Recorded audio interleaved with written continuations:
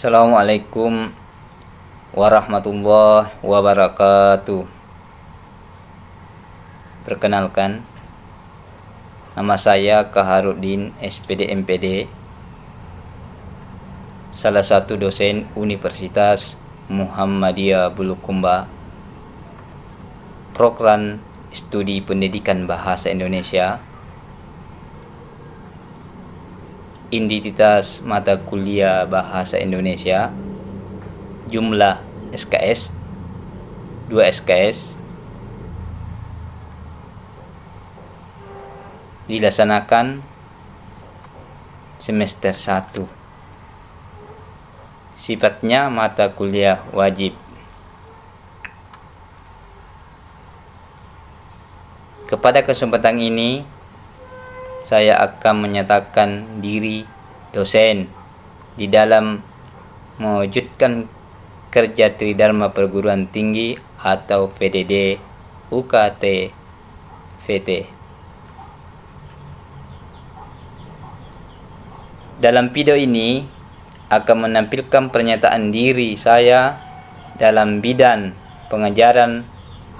Video ini berisi tentang mata kuliah ini saya ampu program studi pendidikan bahasa Indonesia,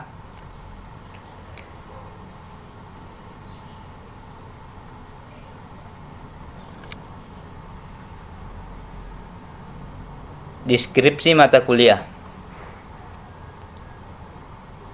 Mata kuliah ini membahas materi sejarah, fungsi, dan kedudukan bahasa Indonesia, ragam bahasa, penulisan ejaan yang disempurnakan, kalimat efektif, dan pengembangan paragraf, dan penulisan karya ilmiah, sistematis, karangan ilmiah, teknik mengutik, teknik menyusun, daftar pustaka, serta perwajahan dalam karangan ilmiah, presentasi ilmiah, dan diksi, dan dapat menyusun iklan dalam brosur. Capaian pembelajaran. Mata kuliah ini bertujuan untuk mengembangkan kepribadian mahasiswa menuju terbentuknya insan terpelajar yang mahir berkomunikasi dalam bahasa Indonesia. Mata kuliah bahasa Indonesia diharapkan dapat membantu mahasiswa memantapkan kepribadiannya agar secara konsisten mampu mewujudkan nilai-nilai dasar dan cinta tanah air, kebangsaan, dan kedudukan bahasa Indonesia. Dalam ranah akademik, mahasiswa diharapkan mampu menguasai dan menerapkan mengembangkan ilmu pengetahuan dan teknologi, dan dengan rasa bertanggung jawab melalui bahasa Indonesia, ragan formal atau ragan ilmiah. Sistem pembelajaran. Setelah mengikuti pembelajaran mata kuliah bahasa Indonesia ini, mahasiswa memiliki sikap di mana bahwa bangga dan optimis terhadap bahasa Indonesia sebagai bahasa nasional dan bahasa negara.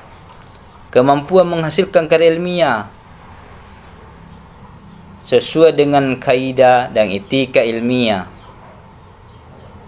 dan kemampuan menyampaikan gagasan di depan kelas dan menggunakan ragam bahasa Indonesia yang baku. Kemudian pembelajaran, metode pembelajaran. Setelah mengikuti pembelajaran ini, mahasiswa mampu menerapkan pemakaian bahasa Indonesia yang baik dan benar, baik di dalam komunikasi lisan maupun tulisan, berbentuk laporan kegiatan berdasarkan kaidah dan etika ilmiah.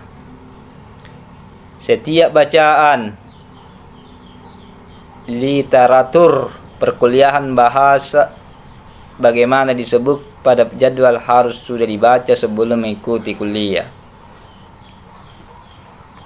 Mahasiswa wajib membuat ringkasan materi perkuliahan setiap akhir kuliah dan dikumpulkan pada dosen.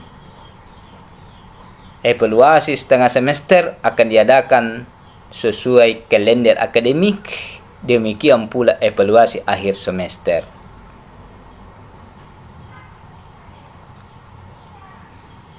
Kriteria penilaian. Jadi dalam menentukan nilai akhir ini digunakan pembuatan sebagai berikut. Keaktifan mahasiswa atau kehadiran mahasiswa 20%. Tugas individu mahasiswa 20%. Tugas kelompok mahasiswa 10%. UTS 20%. UAS 30%. Total semua 100%. Baik, sebelum kita masuk materi, saya akan mengecek kehadiran dulu mahasiswa ya. Sekian dan terima kasih. Assalamualaikum warahmatullahi wabarakatuh. Bismillahirrahmanirrahim. Assalamualaikum warahmatullahi wabarakatuh. Perkenalkan, nama saya Asis Ramdhani dari Prodi Pendidikan Non Formal Universitas Muhammadiyah Bulukumba.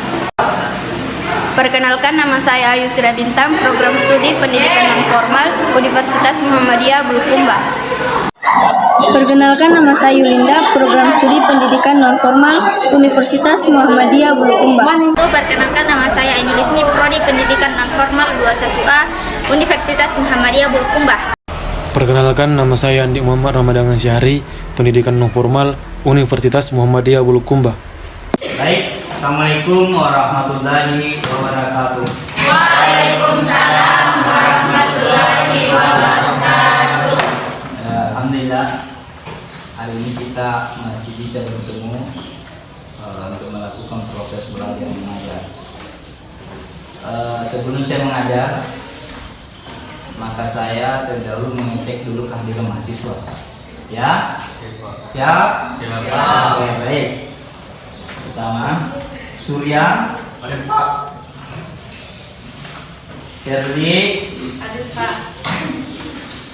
Nur Ayu Indah Lestari. Tidak ada Pak. Aziz Ramadan. Hadir Pak. Husnul Fadilah. Hadir Pak. Yulinda. Hadir Pak. Nelly. Hadir Pak. Sri Lisda Wati Farma. Hadir Pak. Ainun Ismi. Hadir Pak. Mana? Ayu Surya Lintang. Hadir Pak. Jiliani. Hadir Pak. Andi Muhammad Ramadan. Hadir Pak. Ardan. Hadir Pak. Intan Rida Alim. Hadir Pak. Awal Fajri. Hadir. Nur Fadillah. Hadir Pak. Nimin Wayuni. Hadir Pak. Putri Dewi Sita. Dewi apa? Deswita. Ya, Putri saja. Hadir Pak. Tazkiyah. Saki. Mana Sakinya? Asriani. Rika. Ira, Musfira. Sakit ki Pak. Sakit. Sulastri Nur. Pak. Andi Miftahul Khair. Hadir Pak. Jadi mahasiswa itu kesimpulannya di sini hanya 25 orang di daftar hadir. Ada yang namanya belum sempat saya sebut namanya? Nomor berapa? Nomor 22 kan. 22. Ya, Asnur. Hadir Pak. Ya, oke. Baik, kita langsung saja masuk di materinya. Silakan. Kita masuk materinya yaitu kalimat efektif. Jadi apa sih itu kalimat efektif? Silakan jawab. Ya. Kalimat efektif adalah kalimat yang memenuhi syarat seperti berikut. Secara tepat dapat mewakili gagasan atau perasaan pembicara atau penulis, sanggup menimbulkan gagasan yang sama tepatnya dalam pikiran pendengar atau pembaca seperti yang dipikirkan pembaca Masih ada yang lain? Bagus. Masih ada yang lain? Apa sih itu kalimat? Gagasan yang memiliki pikiran atau konsep. Ya, sebut nama dulu. Yulinda. Yulinda? Ya, coba Yulinda. Kalimat adalah memiliki gagasan, pikiran atau konsep. Oh, memiliki gagasan atau? Konsep. Oke, kasih. Masih ada yang lain? Ya, kelompok berapa? Apa itu sih kalimat? Kalimat adalah dapat mewakili gagasan atau perasaan pembicara. Oh, dapat mewakili gagasan pembicara. Ya, terima kasih atas semua jawabannya. Maka kita masuk dulu kalimatnya adalah. Jadi pengertian kalimat di sini adalah setiap gagasan dan pikiran atau konsep yang dimiliki seseorang pada praktiknya adalah harus dituangkan ke dalam bentuk kalimat jadi kalimat efektif. Perhatikan kalimat efektif ini ada dua.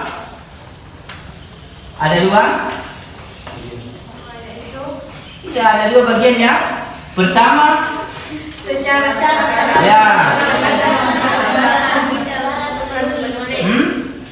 Yang kedua, Sanggup menimbulkan gagasan yang sama letaknya dalam pikiran pendengar atau pembaca seperti yang dipikirkan pembicara atau penulis.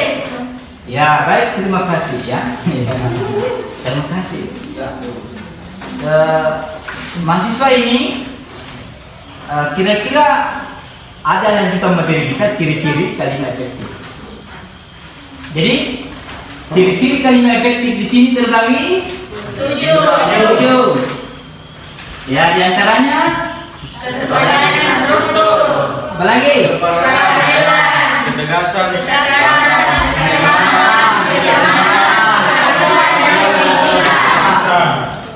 Itu ya, terbagi 7 bagian. Di mana bahwa kesepadanan ini, apa itu kesepadanan? Ya, satu orang jangan banyak ya, coba. Kesepadanan adalah keseimbangan antara pikiran, gagasan, dan struktur bahasa yang dipakai. Nah itu, ya. Yang kedua,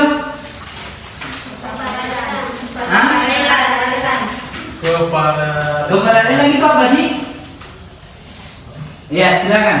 Keparalelan yaitu kesamaan bentuk kata yang digunakan dalam kalimat itu. Kesamaan kata Yang digunakan dalam kalimat itu. dalam kalimat itu. Contohnya, Apabila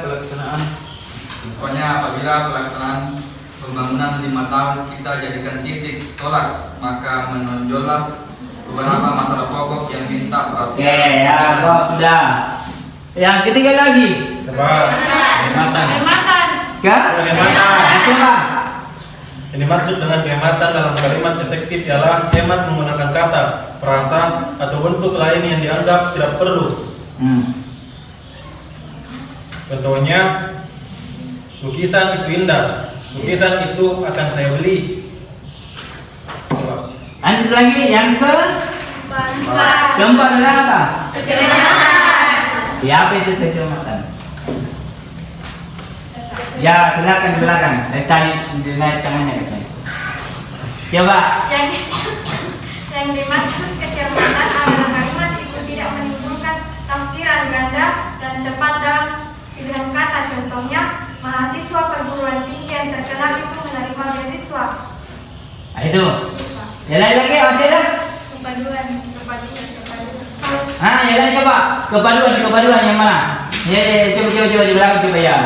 Ya, kamu. Yang dimaksud kepaduan atau koherensi ialah kepaduan pertanyaan antara kalimat itu sehingga informasi yang disampaikan tidak terpecah-pecah. Tidak Pecah-pecah. Ya. Baik, kembali lagi ke terakhir ya. Yang terakhir ini lukisan ya. Masih? Ya, coba satu orang coba. Ya, berlomba. Ya, silakan. Siapa yang cepat? Dia akan dapat. Ya, silakan siapa ya? Ia menyampaikan aspirasi saya, silakan cepat. Ya, satu orang. Ya, silakan kamu. Ya, Yang dimaksud adalah kalau bisa kira ide kalimat itu dapat diterima oleh akar dan sesuai dengan kaidah yang berlaku. Sesuai kaidah yang berlaku. Jadi baik, kita kembali lagi. Kalimat itu sudah dituangkan oleh mahasiswa yang sudah disampaikan. Jadi baik minggu depan, baiklah kita bentuk kelompok. Ya silakan mahasiswa membuat kalimat yang efektif. Jadi silakan memberikan narasi. Paham? Paham. Apa itu narasi? Jadi sekarang silakan Anda bagi kelompok. Masing-masing Anda bagi hadapan. Silakan sekarang. Diambil masing-masing kelompoknya bagi hadapan. Ya.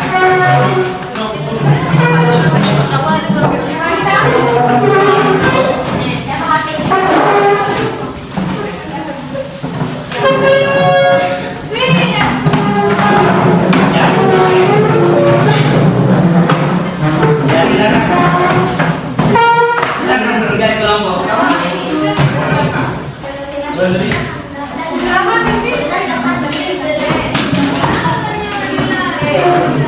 Jadi ada dua narasi. Kita cerita tentang dengan objektif. Narasi.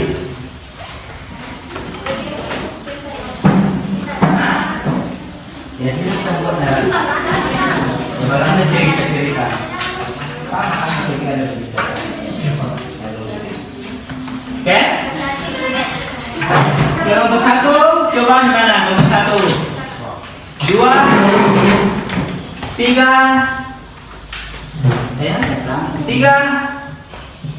4, 5. Hah? Ya silakan tidak apa-apa. Lakukanlah. Tidak diskusi. Baik, kita akan melakukan, silakan diskusi ya. Silakan sampaikan. Jadi sekarang saya akan tunjuk satu persatu sebentar. Mempersilakan satu orang.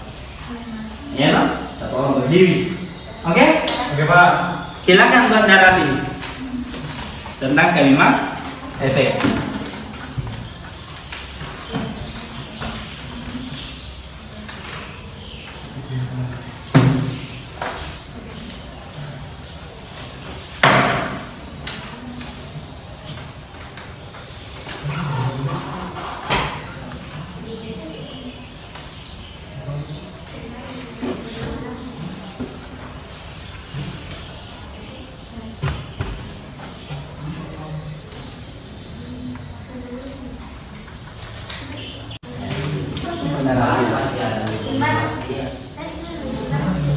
Pak, barang di temanya?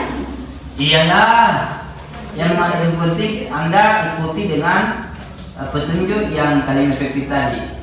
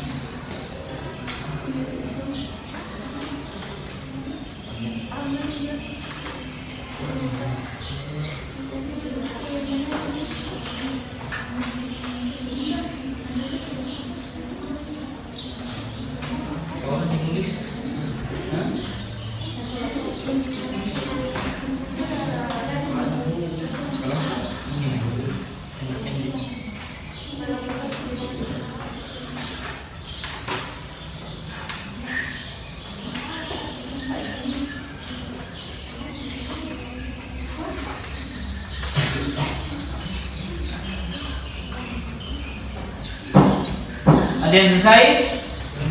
Lebih banyak, harus sedikit saja sampai ya, bisa dipahami dan bisa dikembangkan. Begitu.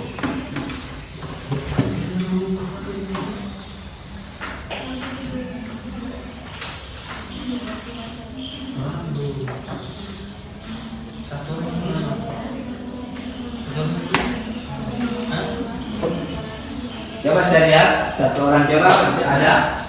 Kalian selesai silakan dipresentasikan tentang akademia. Coba, sudah?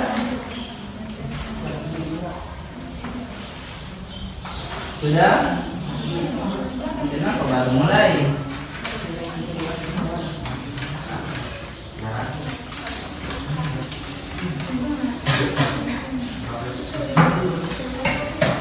Iya silakan. Benar, kita menanyakan sebab sebentar di depan.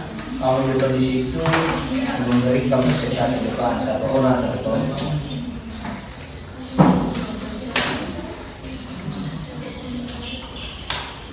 Coba kalau yang selesai silakan yang selesaikan. Materinya tadi kan tentang kalimat efektif, maka tentunya diharapkan menuangkan gagasan Anda di depan. Ada yang selesai silakan.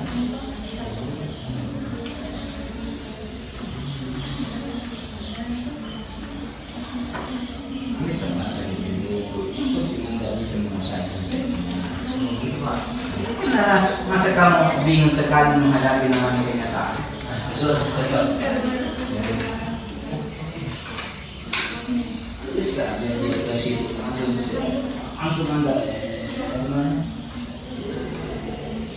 selesai. Jangan bingung.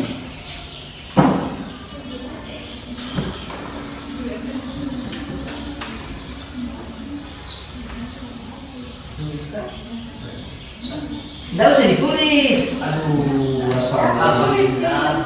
Saya kira ini malah jarang ini kan zaman canggih, cukup ambil HP langsung cik dibacakan selesai. Iya kan? Coba. Coba bintang. Jadi saya mau kelompok satu dulu memperhatikan apa yang dia didapatkan. Coba di sini berdiri. Kelompok satu. Coba kelompok satu. Silakan. Di sini. Oke, depan kamera juga. Lihat di situ.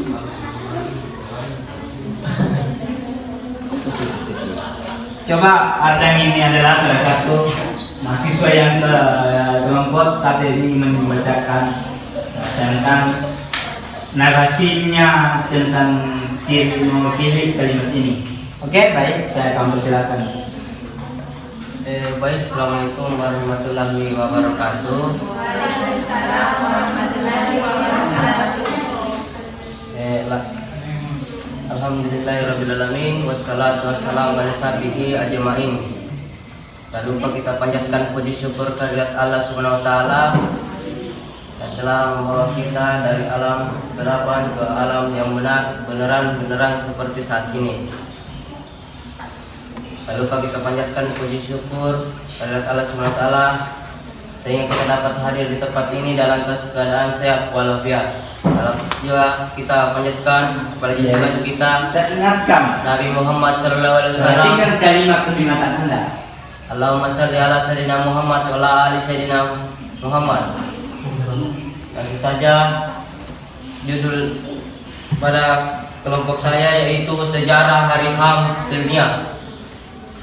Dilansir dari situs resmi Dirjen HAM, sejarah peringatan Hari HAM Sedunia berawal dari kekejaman Perang Dunia Kedua di tahun 1939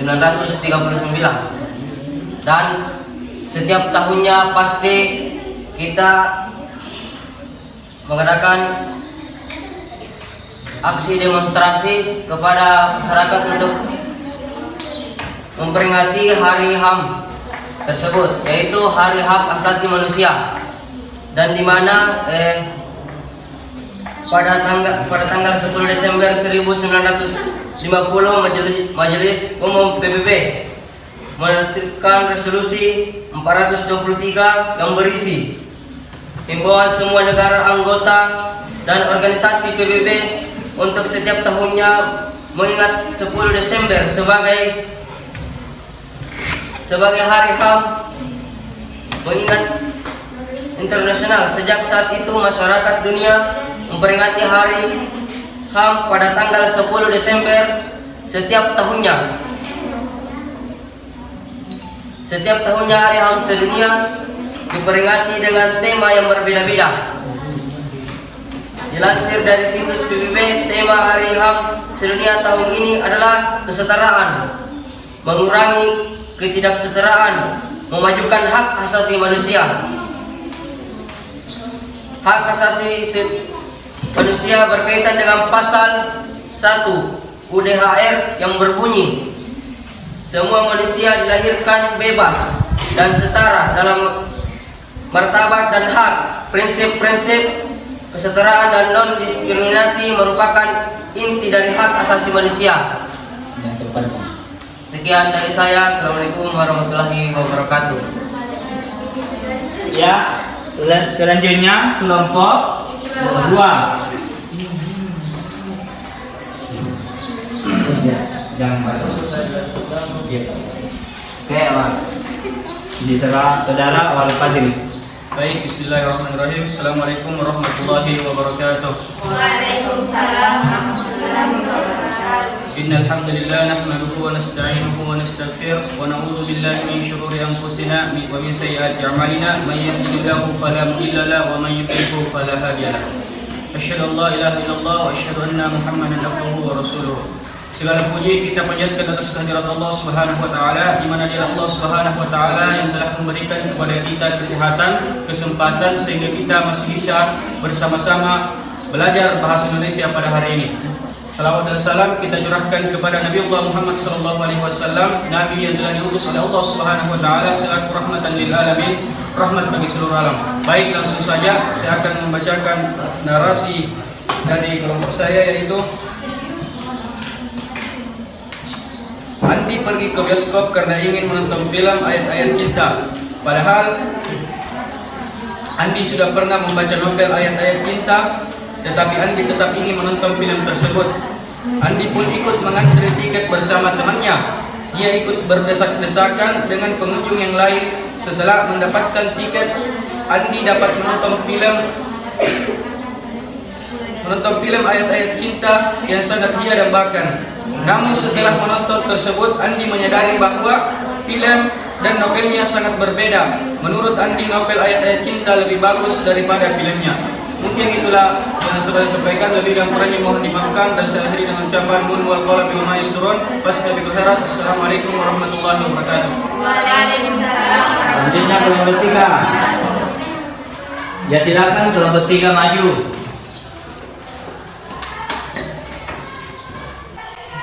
Baik, perkenalkan nama saya Yusra Bintang, mahasiswa Universitas Muhammadiyah Bulukumba, prodi Pendidikan Non-Formal. Berdirinya saya di sini ingin membacakan sebuah narasi tentang pahlawan yang berjudul Perjuangan Singkat Soekarno. Pada tanggal 4 Juli 1927, Insinyur Soekarno mendirikan Partai Nasional Indonesia yang disebut dengan PNI, dengan tujuan Indonesia segera merdeka. Namun nyatanya pada tanggal 29 Desember 1929 Belanda memasukkan beliau ke dalam penjara Sukamiskin di Bandung sampai pada tanggal 31 Desember 1931. Beliau dibebaskan dan kemudian bergabung dengan Partindo. Namun yang kedua kalinya Insinyur Soekarno ditangkap dan dibuang ke Ende, Flores pada tahun 1933. Kemudian beliau dipindahkan ke Bengkulu setelah melewati perjuangan yang cukup panjang. Beliau bersama Bung Hatta memproklamasikan kemerdekaan Republik Indonesia pada tanggal 17 Agustus 1945. Baik, mungkin itu saja yang sempat saya sampaikan. Assalamualaikum warahmatullahi wabarakatuh.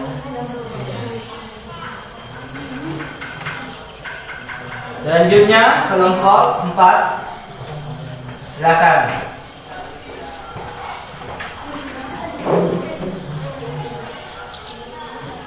Bismillahirrahmanirrahim. Assalamualaikum warahmatullahi wabarakatuh.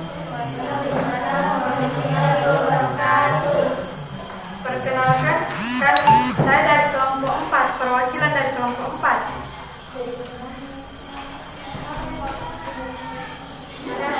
Innal hamdalillah nahmaduhu wa nasta'inuhu wa nastaghfiruh wa na'udzu billahi min syururi anfusina wa min sayyiati a'malina may yahdihillahu fala mudilla lahu wa may yudlil fala hadiya lahu. Raditu billahi rabban wa bil islami dinan wa bi Muhammadin nabiyyan wa rasulan rabbi shrah li sadri wa yassir li amri wa hlul 'uqdatam min lisani yafqahu qawli. Baik, judul narasi kalimat efektif yaitu COVID-19, musuh bersama susah dilawan tanpa solidaritas. Virus Corona sudah menjadi fenomena dunia yang menimbulkan kekhawatiran bagi banyak orang. Jumlah pasien yang terinfeksi juga terus bertambah. Bukan hanya di negara lain, di Indonesia pun terus mengalami peningkatan.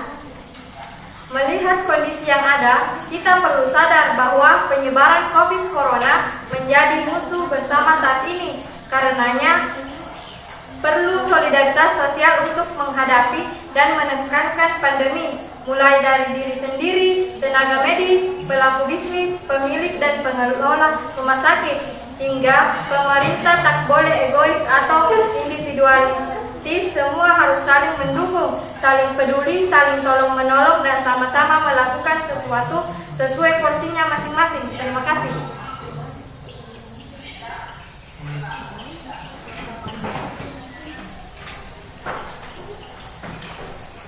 Lanjut.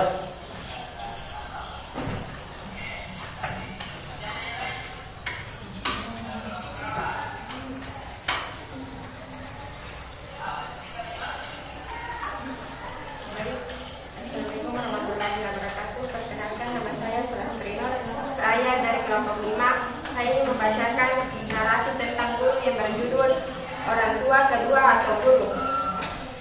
Semua orang pasti memiliki orang tua sehingga kita bisa terlahir di dunia ini.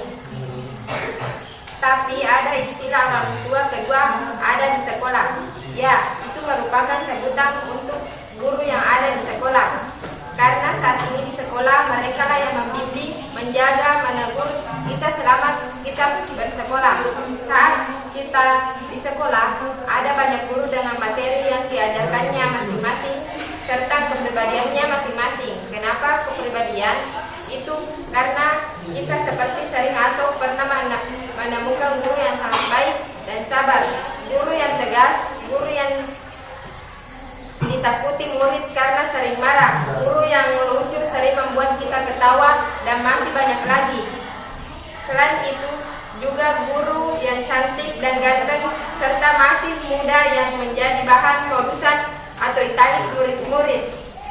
Terlepas dari itu, semua guru merupakan kunci di mana kita semua sukses nantinya. Para pahlawan tanpa jasa, mereka lah yang selalu ada dalam suka duka saat kita menempuh pendidikan di sekolah. Mereka lah yang juga akan bangga jika kita meraih prestasi. Mereka juga yang akan ikut bersedih jika mengalami kegagalan. Namun mereka juga yang membangkitkan kita dalam kegagalan tersebut. Guru, segala hormat kami untukmu. Itulah dari narasi yang bisa saya sampaikan. Assalamualaikum warahmatullahi wabarakatuh. Waalaikumsalam warahmatullahi wabarakatuh. Jadi baik, itulah pemaparannya tadi tentang kalimat efektif ya. Jadi silakan masing-masing kembali ke tempat. Coba lagi. Ya, atur kembali kursinya.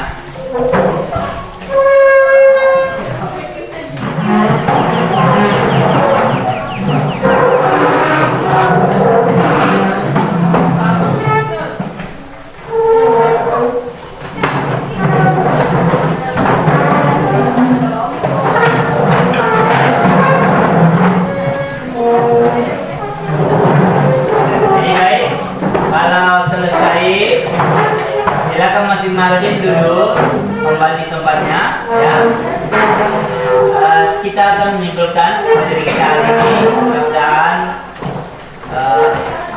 yang bisa dipelajari, maka kita akan menarik kesimpulannya. Alhamdulillah hari ini kita akan menugaskan saudara di rumahnya. Ya, tugasnya apa? Ya silakan memperbaiki diri Anda sendiri. Ya. Di mana mereka bahwa tentunya perjalanan dengan efektif tadi, silakan membuat narasi apa saja. Tolong di apa namanya mengerti tentang apa yang Anda ucapkan tadi ya. Jadi baik, sekian dulu. Terima kasih. Assalamualaikum warahmatullahi wabarakatuh. Waalaikumsalam.